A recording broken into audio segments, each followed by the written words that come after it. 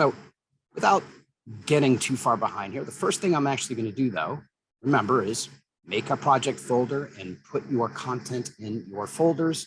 Recall that After Effects is a production software, meaning everything is embedded, or I'm sorry, is linked. Nothing is embedded in that After Effects file. So I continuously get people, students submitting After Effects files. But guess what, guys? The After Effects file will be empty when I get it. It'll basically just give me a big warning saying all the content is missing because it doesn't include it.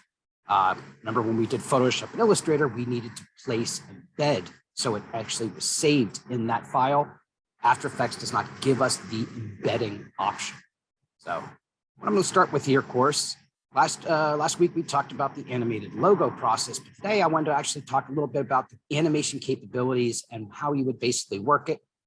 And I think I showed you that little dog on a scooter. So if you look here, what is this made up of? Well, it's a scooter, and you see I've separated things like the legs. You actually notice here there's actually just one leg, and that's because I can easily just duplicate that secondary leg inside of After Effects as well. And you also see there's a rear wheel and a front wheel. And if I hide the bike, you can see how I've actually had to heal that wheel, lack of a better term, meaning when I cut it out from the original flattened version of this, that was just grabbed and snagged from a JPEG, wherever things got cut off, I needed to fill in the blank. Another great example, if I hide the body, you can see how, again, the arms need to be done, the tail, and even giving ourselves a little bit of an extension here. I just reminded me, let me turn off the mouse. So anything that I want to animate needs to be on its own separate layer and, of course, named appropriately, and then just saved off as a PSD. Because of that now, I can come in here. Now, last week, we started with the Photoshop file being a 640 by 640. Now, I can't tell what this is. Let me see. I could go in here and go to image size. This says it's actually 634 by 634. So I could actually just make it 640, 640. Okay. Gives me the nice square for the Twitter size. Okay, here we go. And I just resave it. Control S. So that now all I need to do is import in that PSD as a composition. So let's go back. Logo resources, dog. But remember, the very important thing here is we have footage, we have composition, retain layer sizes, and we have composition. If I import as footage, it's going to flatten it to one single layer, which is not what I want. If I import as composition, retain layer sizes, remember that the anchor point will be placed centrally on every individual layer. So example, if I'm going to rotate those tires, I want the anchor point in the middle of the tire. And this is the option that will allow me to do that. If I import as regular composition, it's going to put that anchor point in the center of the entire composition, which means if I go to rotate that tire, I'm going to need to adjust that anchor point back to the center. So that's why I tend to prefer retain layer size. I import, this pop-up's just going to ask and verify. I want it to be editable layer styles, not merged. I hit OK, and it brings in the folder with all the content, which again, we don't really use the folder in the content because it's already brought it in as a composition. So all I really need to do here, is double click this. And you see it has now loaded all the layers in. Remember, transparency reads as black. So the toggle is here to see what it actually looks like. Okay. And now it's time to start thinking about, okay, I've got this in here. I need to make this animate. And what I'm going to do to make this animate is animate each piece as needed, as if this guy is not moving across the screen. Okay. He's just going to be the illusion. Think of like a treadmill effect, right? It's always easier to animate something staying in place. And then what I'll do is I'll create another nested comp to then move him across the screen so that I'm not having to have all of these guys move across individually. So the first thing I'm going to do here, down here and find, so I have a front and a rear wheel. Okay. Well, I don't need both of them. So I'm actually going to delete my rear wheel because I'm going to animate the front wheel. Okay. And to animate the front wheel, you see once again that it is,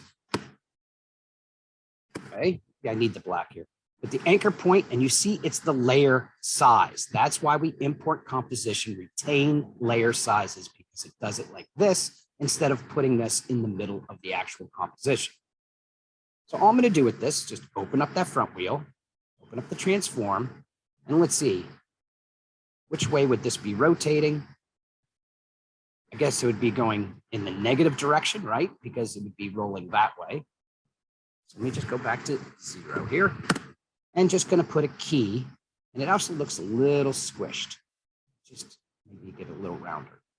And I'm going to key the rotation factor. Remember, the key process is simply activating the stopwatch.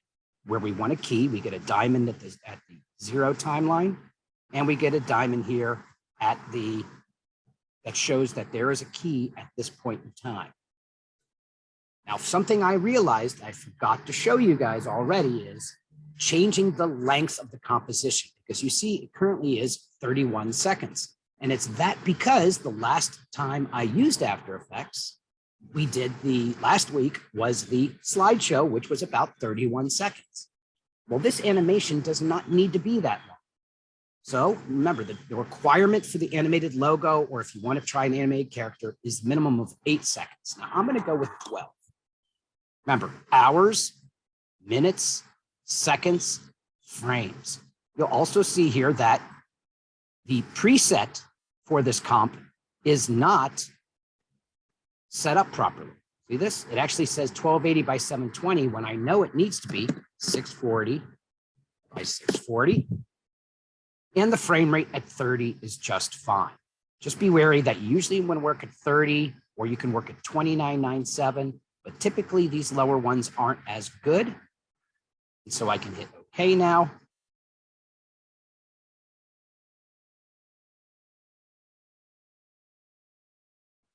Oh, whoops, what did I do? I created a new composition. Uh-oh, oh well. I meant to change the settings for this composition to be 12. It's okay, I created a new one there because in reality, the comp one, I'm gonna come here and I'm gonna rename it, okay? And I'm gonna name this nested comp. I said, I'm going to need that anyways, even though I made it prematurely here, because this is going to be the one we animate the dog on the scooter. And this is the one where we're going to animate the scooter crossing the screen and putting in the background. So I'll come back to that. I just wanted to make sure that my nesting or my timeline here was only 12 seconds. So that now I can come to the end of the timeline and I'll give it a negative, I don't know, let's say 6. What that does is automatically sets a secondary key, see, at -6 rotations, so that now you see the tire has the illusion of movement. Okay, you can almost see here too, a little bit of error here. I don't know if you can see that little bit of white right there. Believe it or not, I can correct that by zooming into the Photoshop version. See, you can see where it's got that little bit of weirdness here. And let's just go ahead and correct this a little bit. So I'm just going to grab a shape.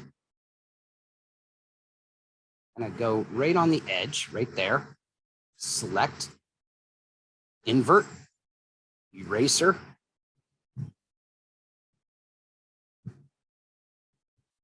Find the right layer, of course, which is front wheel. And just take that out. Go back to my option here. Make sure we got the thing selected. So I'm just masking this off here, just so I can get rid of that little bit of extra tire I don't need.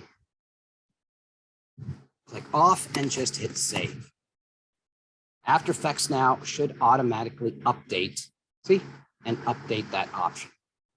So that now I've just cleaned up that tire, made it look a little better, and I've got it rotating to get that illusion of movement. Now that I got that front wheel done, I can hit the edit and duplicate. I see some chats there, just give me a second. And I'm gonna take the duplicate and I'm gonna move it back here to create that rear tire. And now again, I've saved that time of animating those two tires. Let's see what the chats say. Does my time ruler show both time and frames per second?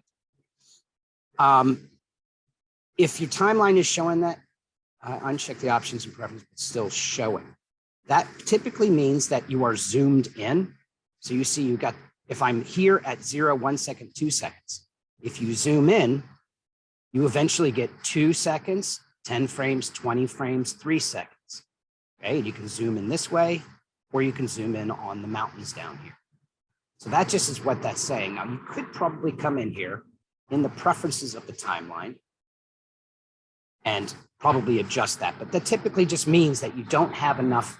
I've had students again do this where when they go to the composition settings, they'll basically think that this one is seconds, but this is actually only frames. So remember, first number 0 is hours, minutes, seconds, and frames.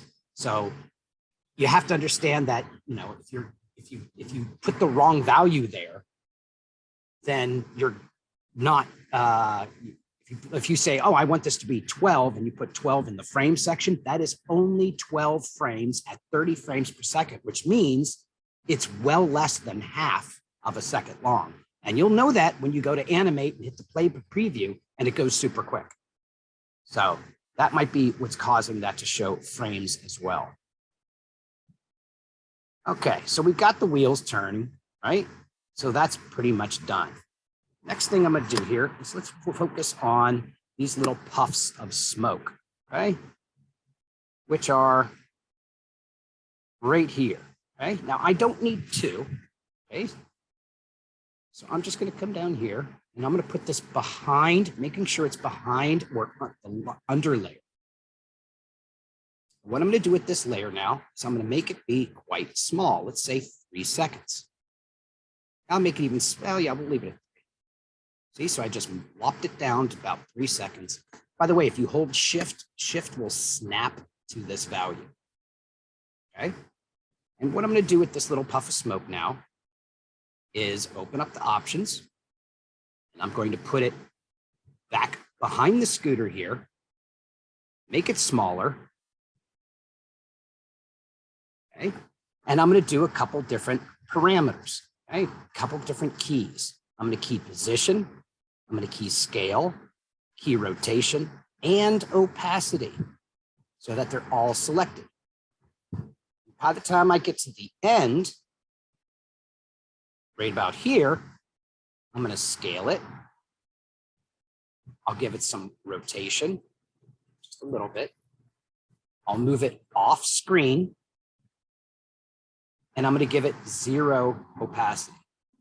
So watch what this little thing does now, see? It's just giving me this little, you know what? I'm going to take my scale and move it in a little bit. Get fatter, bigger, faster. Okay? And you see what that's going to do. It's just this little puff of smoke coming out the back of the screw. And then, because I'm going to do what's called a cycle-based animation, all I need to do is, again, just like I did with the tire, duplicate it.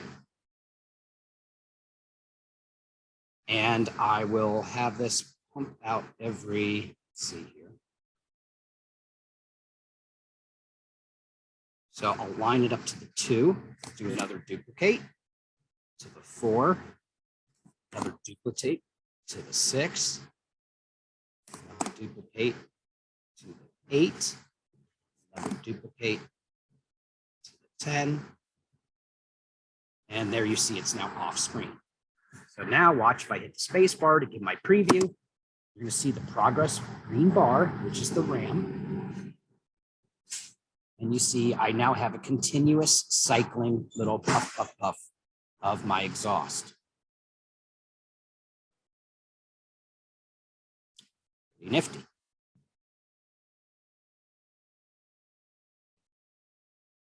All right. Spacebar to stop playback and go to effect. So far we got the wheels and the puffs of smoke. Now, this is something important to realize though, is we also want to do some other types of animation. But before we get going too crazy here, we need to think about the relationship of these things. For example, the right eye and the left eye here, right? They need to go wherever the body goes. So I have this parent link here, and I can just do this pick whip and say they go where the body goes. Okay, the legs, they go where the body goes. The arms, I'm going to make the arms go to the actual bike. Okay, the body is going to get parented to. Well, no, I'm not going to parent the body to the bike just yet. Ears, right? They need to go to the body. Tail needs to be parented to the dog's body. And I can even have the front wheels go to the body, but I'm going to give the illusion. I don't want those front wheels to move with the bike because I want the bike to move independently. So let's start then to the bike. Okay. This.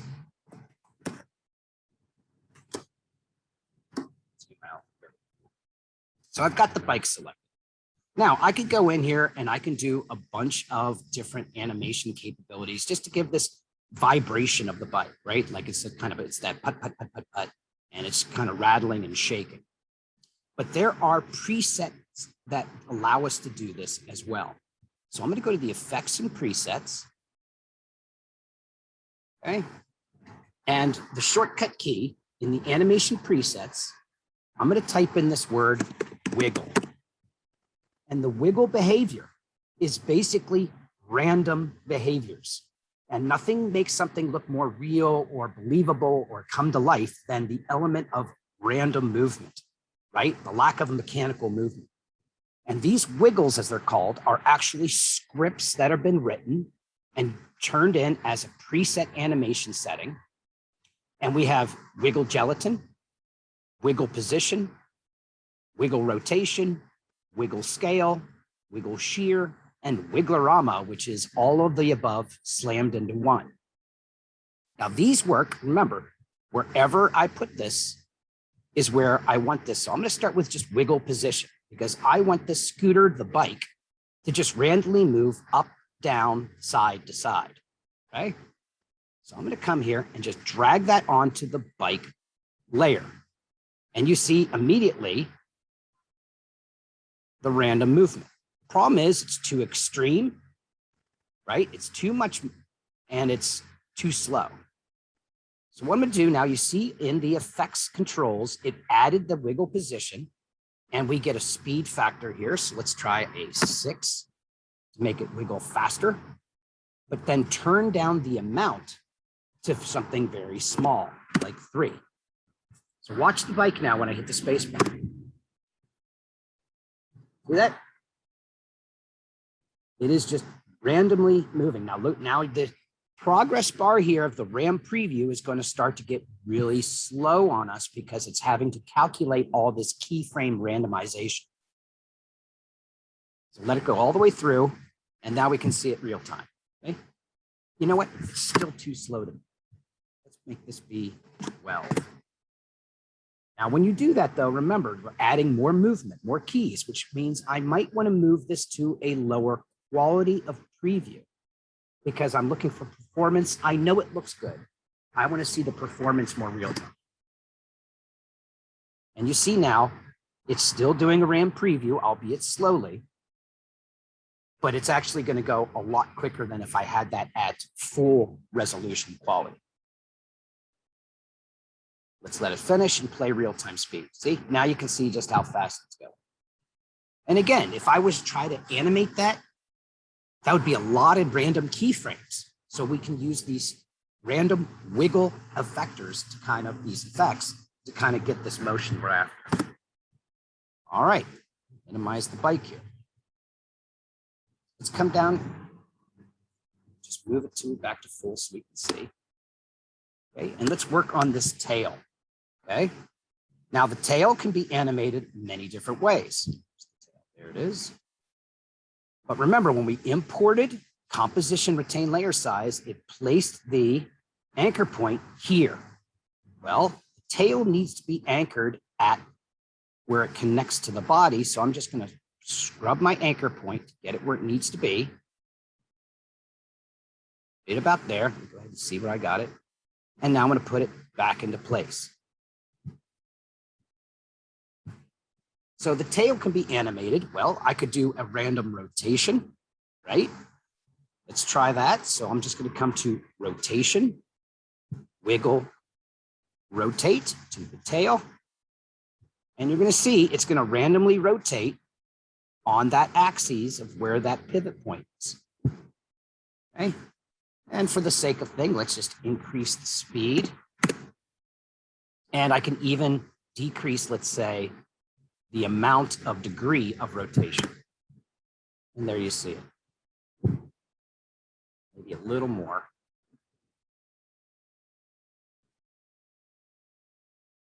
Okay. And it's just randomly rotate.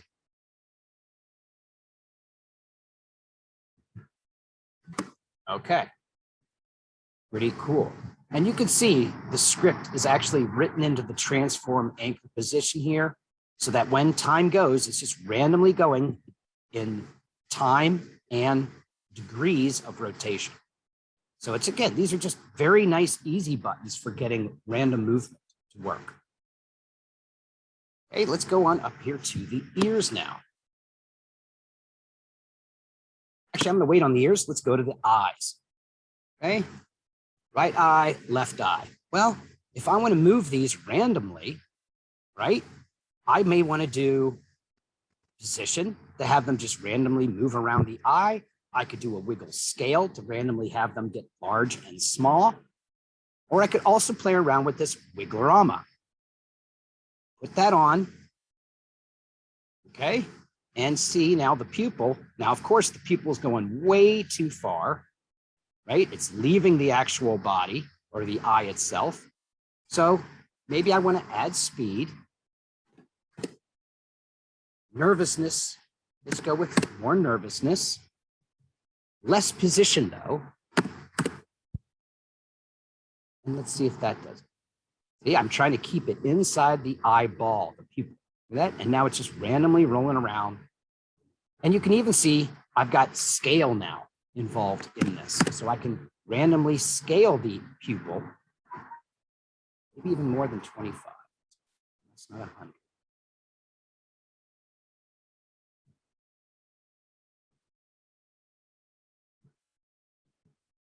There, see? And it's just randomly scaling that pupil. Now, when we do this, what's really neat about this, if I minimize my effects details, I can actually just highlight these, copy them by doing Command or Control C, select my eye at the beginning and paste them Command V. And now I've simply just copied that factor, that random wigglerama to the other pupil. The problem is with the other pupil is that it needs to have less scale, if not any at all. Let's now see with the space bar. And you see now those eyes are randomly rotating, scaling. There's even wiggle width or height, so I can actually even just control that. The nervousness of them is pretty neat. So just like that, I'm able to get a lot of random movement. See? All right, and if I wanted to here, I could actually be locking these layers as I'm done so I don't accidentally move. Let's move to the ears. Okay, and the ears here, I'm going to use a really cool tool that we learned inside of Photoshop, and that is the puppet work. Now, if you remember in Photoshop, if I were to just play with this here, just with the ears, we had the ability of puppet warping, which gave us, you see, I can turn on these values for this. See, show me the mesh. And whenever we put a pin, oops, that, but wherever we put these pins allows us to go in and deform and bend and stretch to deform this. So when we execute it and apply it, we can change and deform what we're doing. Okay. Well, After Effects has this ability too. Just move this down. This is located here in, see this puppet warp? It looks like a little pin tool. So again, I can activate it with the layer selected. See, it's going to show me the mesh, and I'm just going to put this pin here to say, don't move this part of the ear and don't move this part of the ear. I can also increase or decrease the expansion. Let me turn on the black so we can see what it looks like, right? So let's try making the expansion less. 1 maybe. See, so that these are now separate. And then I can put a pin here, and I'm going to put a pin here. Now, what that has done, though, is that at 0 time frame has keyed each of the locations of these pins. So if I wanted to go through time here, I could literally go here and move this pin or this pin, and it has now keyed those pins. See that? Or put that back in. We also have the ability here, if you look, to record. So hold down the control key while dragging a puppet pin to record animation. What speed and how smooth. Use draft, show mesh. So watch what I'm going to do. I'm just going to zoom out just a little. Okay. So I'm going to hold the control and animate this one pin. Watch this. Hold control, click on this pin, and you see my timeline start to move. See that? It's literally recording as I'm moving this pin around. It's literally recording the movement of this pin. See? So you can literally real time animate. Now you can see it's starting to really bog down here. So I'm going to stop there. You see now it has given me the path over time. So if I hit stop, look at what it's done. It's animated the movement of that ear by puppet warping. Think of the potential. And you could do this with just, like I say, with animating a logo. You can place the pins, and because these two ears are not connected, they're separate, it'll create a mesh around that pin. And so you can make stuff move around the screen just by holding the control and physically moving. I'm going to undo that movement that I just did though, because I need to turn this down to quarter quality. Let's try this again. Should work now that I'm in quarter quality a lot quicker. And I'm just going to animate this ear. Just kind of, right? He's moving around and the ears are just flopping in the wind. So everywhere I'm moving, it's automatically putting keys down for the new location. That also allows me to overlap this mesh.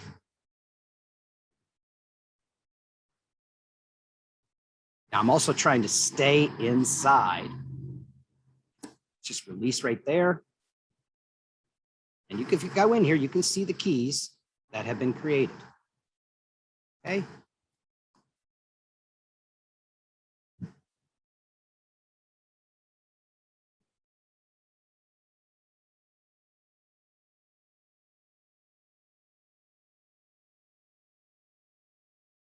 I'm just moving that cursor around, making keys for the movement of that puppet pin. Okay, do that. I can also go to the beginning here. Okay, so now I'm going to move this one, hold control. I'm just going to add some subtle movement to this ear.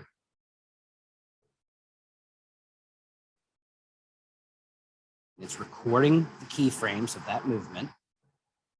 Watch what else I'm going to do. Okay. Let's go home, go here and open the mesh. Go to the deform. See, I'm trying to hunt down these keys. And you've got puppet pin 3 and puppet pin 4, which are the ones I'm animating.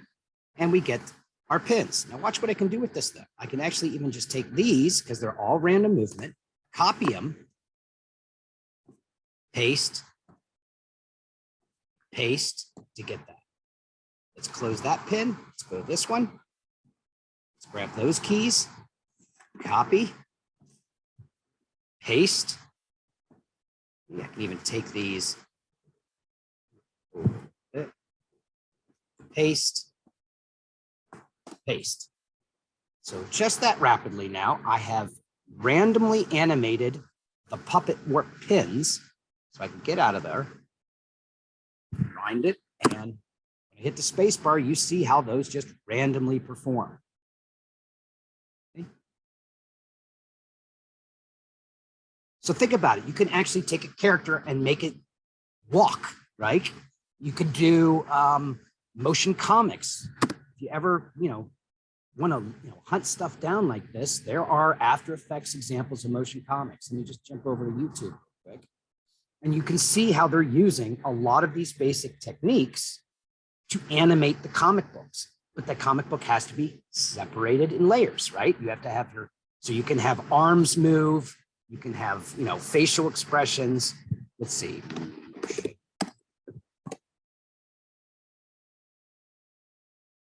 So these are not full on animated frame by frame. These are the original drawn comic books that are then separated into layers so that, you can then animate them. Coming up. Just minimize that. But you can see how this, and this is kind of like a storyboard, see? So these people, you see the subtle movement is a lot of puppet warp and simple like random positions. You see the legs moving. Well, those are just puppet warped legs. The vehicles moving by.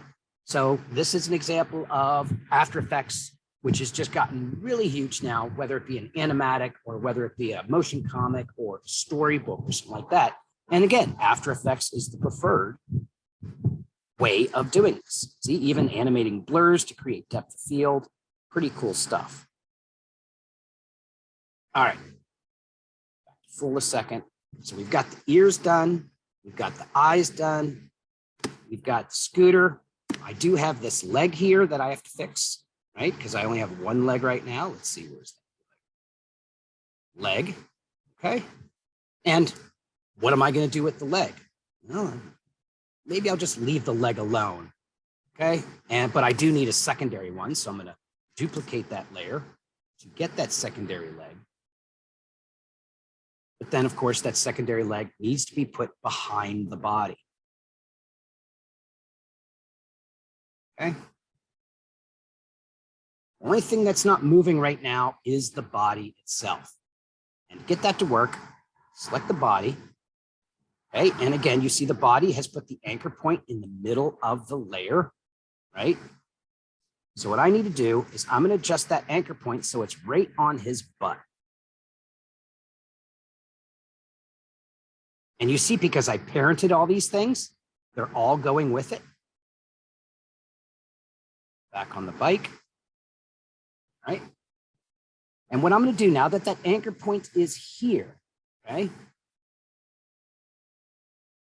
I'm going to have some fun with that using, watch this, I'm just going to use the wiggle scale.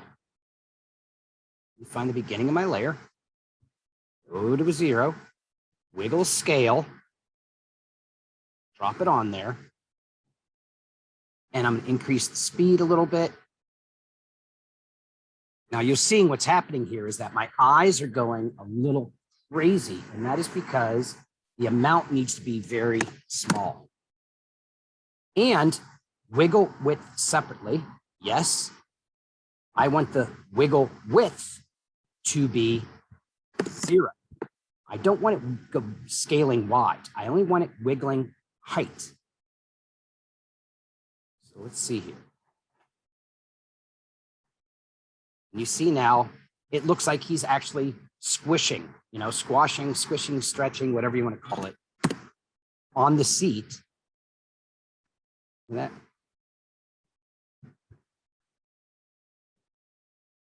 So we get this now pretty much all performed, right?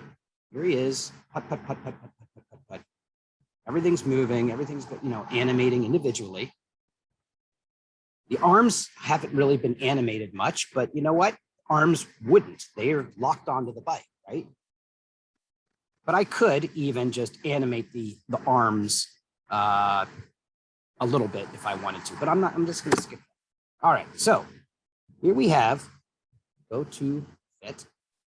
Here we have this guy just cruising around and animating on his own. This might be a good time to even remember to save or save often so it knows where to save.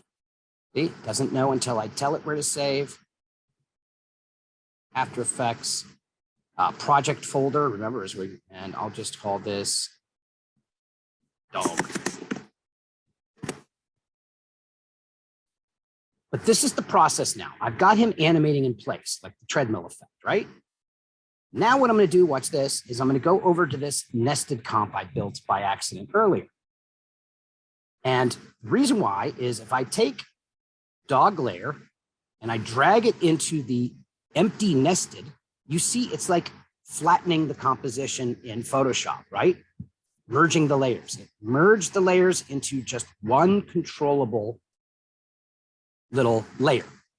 So that now I can take him individually. I'm right here, transform, position, go to the end of time over here, and have him travel across the screen. And now you see his movement. Go ahead and minimize the transparency. And it's a lot easier to just put one key or two keys on moving him across the screen and trying to make it happen all here. Because this is where I've created his individual movement. This is where I'm now controlling him as one layer. And now that's why it's called nesting. Let's go ahead and bring in a background.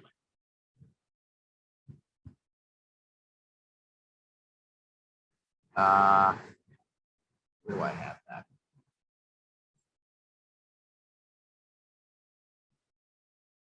I don't know. All right, well, let's just find it.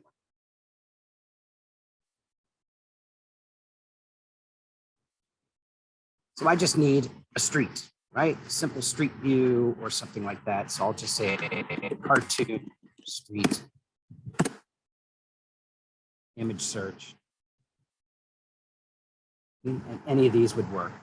Let's go with this one here. It's actually pretty small.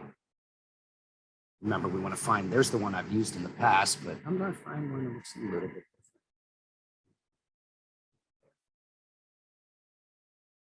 different. Save image as just.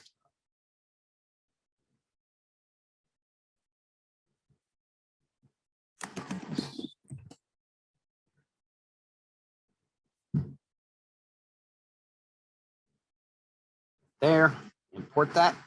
Now that's just a JPEG, which is going to now become my background layer. Let's go ahead and just scale it.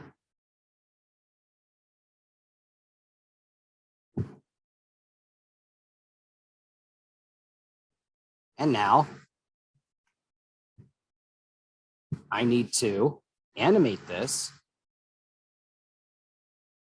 So I'll just keep position at 0. Go to the end of time and have it move along. See?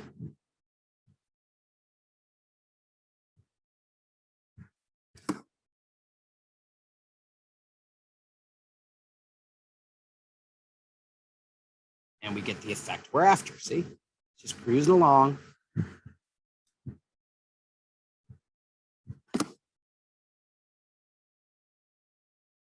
Now, something I'm realizing I may want to go back to the dog composition here and activate the motion blurs, right? Because they're moving in space. So let's just activate this motion blur and make sure it's active here. So when we come here, he's going to have some elements that are going to be blurred, okay, like the ears and so on, that are moving quickly. And it just adds a little bit more kind of neat effect. I can also activate the blur here. Now, what else can we do with this guy? Well, what if I wanted to put a simple drop shadow, right? In fact, I'm going to move him down a little bit just so he looks like he's more on the road. And watch what I'm going to do to make the drop shadow. I'm just going to duplicate the dog, okay? I'm then going to just flip him.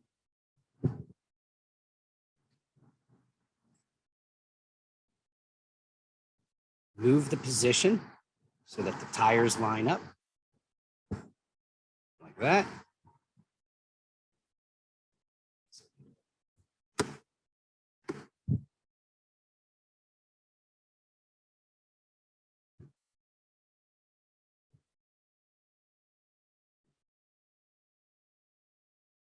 I already had the keys. I want to keep the keys exactly where they need to be.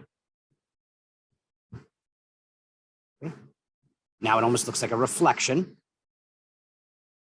But what I'm going to do with this is effect, color correct, brightness contrast.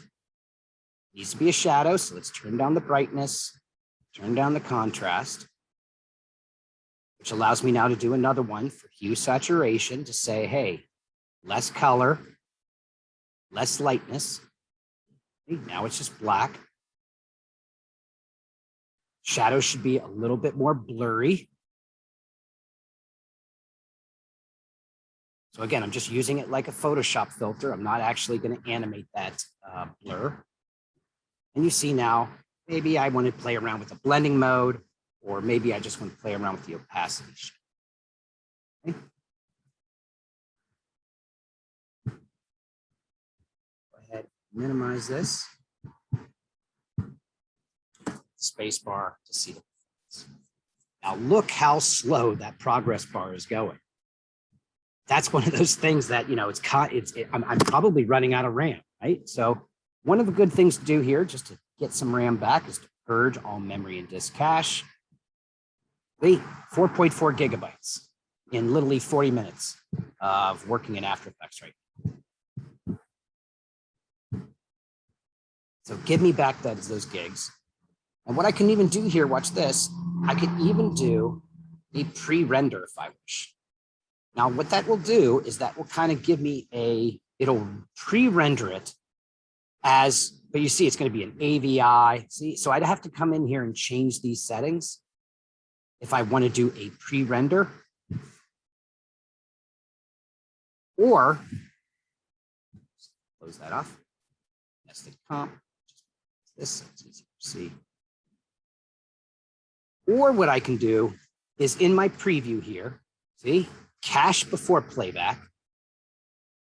And I can even change my settings here to see performance now. And whether I hit the play or the space bar, you see now what it's going to do, it's going to cache the whole thing before it plays it back in real time. I'm looking here, I see some chats popping up. Let's see. If your timeline zoomed in, you start to see frames. Yes, that's correct. All right. And so we just have to wait. And this is where it's always very deceiving for us, because again, we're looking at this and we're not seeing it play back real time. I have to deal with this when I'm doing dynamic simulation in Maya or different character animations and other 3D packages. You can't trust your eyes until you see it in real time.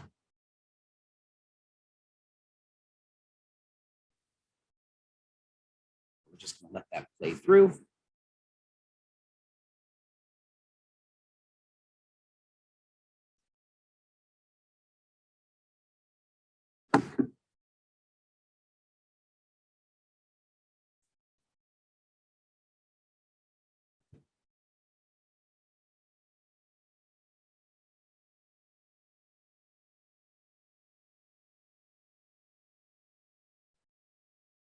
Again, building that preview, let that green, if by chance it's some of your computers may actually just stop and start playing it, even though it didn't finish. That means you just need to adjust your preview settings or your scale of how big it is. That's the example of, like I said, when you're watching a large video, let's say, and it, and it basically, let's try that again. Okay, now it's real time, but it had to cache through before it would play it. And there's our result.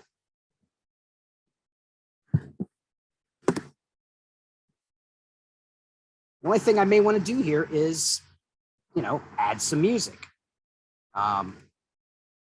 Just throw in something.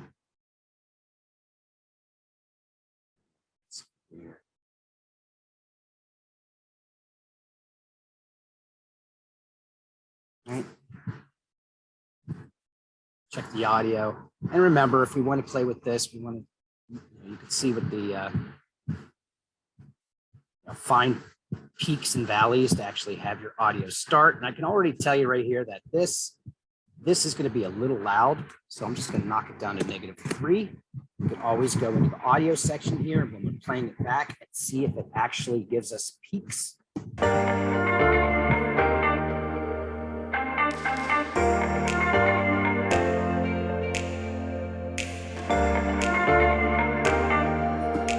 And I like to have some fun here sometimes. And I'll just go to my layer time stretch, because it is a cartoon, right? And have it be 60% time.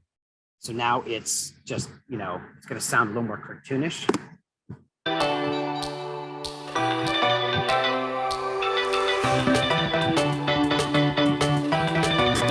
Right. Still a little loud. I apologize if I blew anybody's eardrums out there. Something you always got to be wary of. And I may want to have the music fade up and fade down. That's simply just putting keys, having it fade up, that, and fade out the end. Just common good practice. So again, you get to hear the audio and have a chance maybe to tear your headphones off before you throw someone's eardrums out.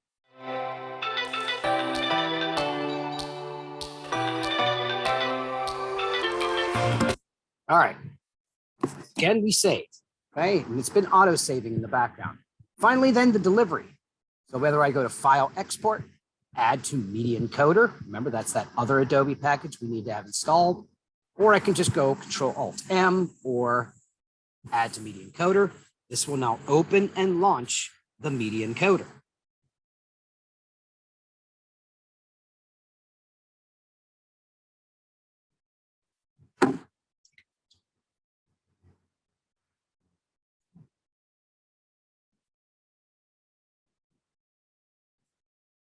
All right, and then we just wait for it to update here. You'll see the project. Now remember, when we do this in After Effects, I wanted to make sure I was on the nested version, the final version. If I had this one selected, this is what would get sent to the Media Encoder and not the actual nested version. Okay, there it is right there. And remember just to verify the correct sizes, the correct name, the correct saving destination folder. And like I like to do is always choose highest render quality. So this opens up this secondary pop-up window where we can scrub through and make sure that we don't end up with a lot of junk at the end. Like I say, if I would have left 30 seconds in there and not realized, I would have 18 seconds of just black. Double check it's H.264 or whatever format someone's requesting it to be in. AVI, AVI compressed, QuickTime, H.264, preset. I could either leave match source high bitrate, or because I know this is Twitter 640, 640, I can choose the Twitter 640, 640, but you'll notice that some of the quality here changes because the Twitter 640 does have a lot of compression associated with it. Output name, see, get the correct location.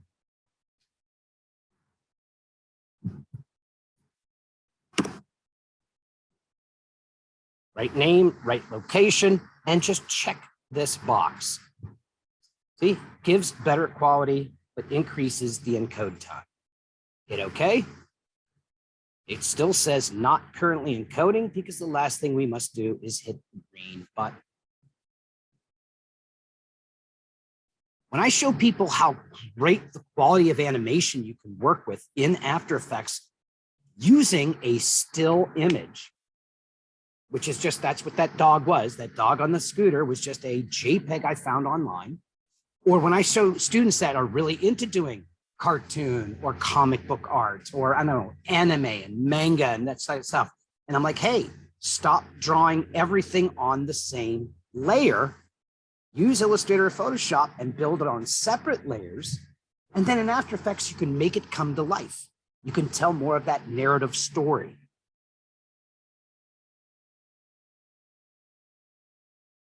I mean, it's no different than classic 2D animation, like say watching Scooby-Doo or something like that, where the characters were drawn separately from the background so that they can then be animated on a top layer, which back in the day were just cells. And then they would just simply stage the photos of the cells over top of a background that was moving. But they were really just walking in place.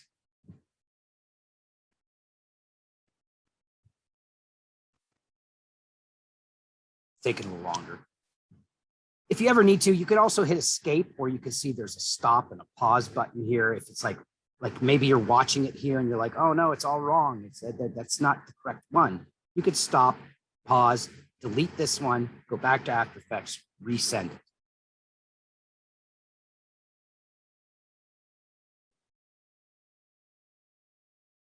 All right, once your project is done encoding, the AE file, you can just delete it here out of Media Encoder, so it clears that out. And you can send multiple things to the Media Encoder so that, let's say you do all three assignments, all three parts of the assignment, and then you're like, okay, you know what? I'm not going to sit here and wait and watch that encoder. You can send them off to Media Encoder, set all the settings up properly, and then you can simply just hit the encode button and go to bed and let it do all the work overnight. So you can send multiple projects to the encoder, and then when you don't have to sit there and watch anymore, then encode them. All right, let's do well, I'm gonna actually have a little more fun here. Let's do a little more fun here. Okay, so the dog comp, the nested comp, watch this, new composition. And I'm gonna call this one final comp.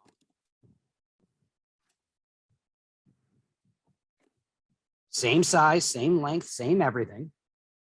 And I'm not gonna take the nested comp into this one. And again, now it's only one layer, so it's gonna treat it as one layer. Full. Because we have, again, other cool effects we could do here.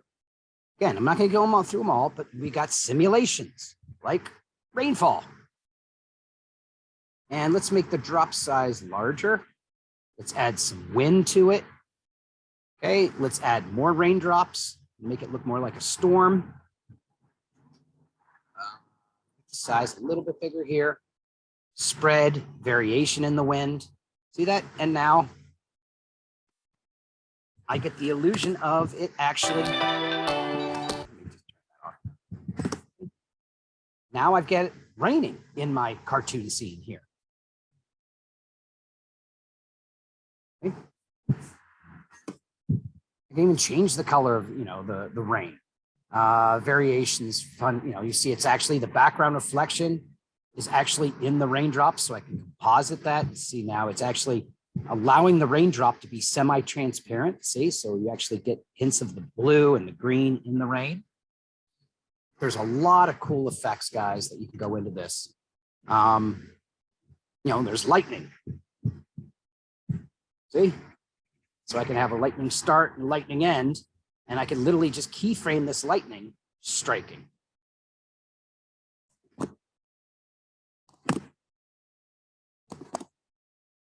I say snowfall, starburst, bubbles. Again, there's not enough time particle systems, so you can actually create particles inside of After Effects. Bubbles. kind of weird one, but it's basically just giving you a bubble effect. See that? Just a lot of cool things here. Let me just do one more thing. I'm going to activate this 3D layer, and I'll talk about 3D in a second, a little bit later rather. But by creating the 3D layer, notice what it does here is just looking at the transform nodes, it gives me X, Y, and Z. So I could even rotate, vertically. See, so I'm actually tumbling vertically here or tumbling around the Y axis. See?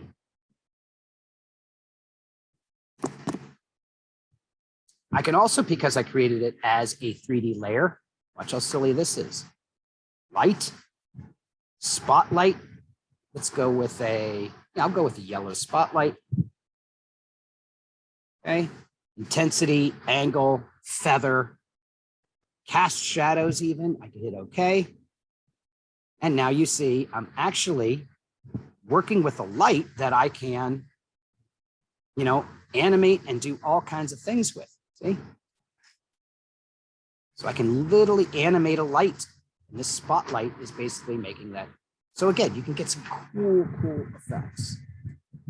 All right, let's go ahead and get new file, new project. Don't save it. But remember our purge all memory and disk cache, 2.8 gigs, and clear that out of there. So what do we get? I'm going to turn down my speed. We used to have loop. I'll repeat it. Now you see the quality. You see how it's really pixelated and so on? That is because I chose Twitter 640. If I would have just said match resolution, which was already preset at 640, this would look, really crisp.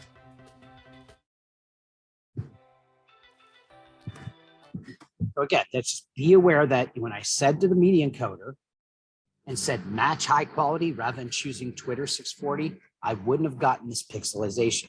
That is basically Twitter format of compression, changing the bit rate of the quality of this. But again, if this was going to be on Twitter, it would exist on your phone. It would exist on your tablet. It would be smaller than this, right? Because this is saying maximum size here. In fact, I'm kind of curious here. Let's see this a second.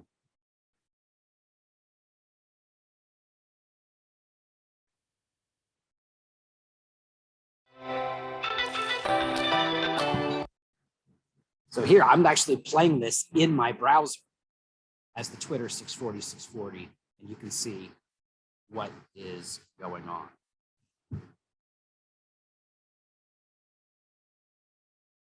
Cool. Close. This, again, cleaned out my cache. You see there's a purge all memory and disk cache. There's also image cache memory